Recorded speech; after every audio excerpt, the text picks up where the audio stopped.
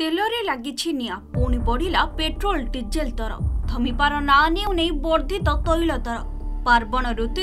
चिंता बढ़ाइबा लागिछि वर्धित पेट्रोल दर शतक पार होई दर पहुंची 113 टंका 39 पैसा सेपटे डीजेल मध्य समान अवस्था डीजेल दर एबे 109 टंका 50 पैसा थिबा बेले एबे एमबी 76 ठारे मध्य पेट्रोल दर शतक पार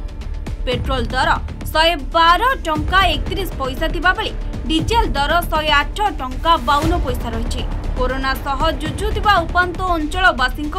एही दर वृद्धि बोझ उपरे नलिता बिड़ा सदृश होइछि। मालकानगिरी जिला समेत दक्षिण ओडिशा को विशाखापाटन डिपोरु तैल जोगाण होइथाई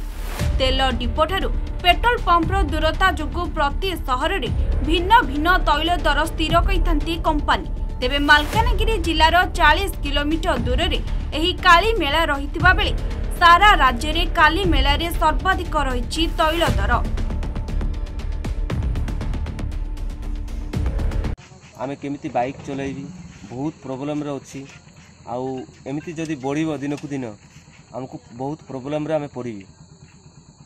तो आ पूरा गरीब होइछबे लोक गवर्नमेंट कोन देखिबे एई मासर तो प्राय 2 थर ही तेल बढ़िलानी आउ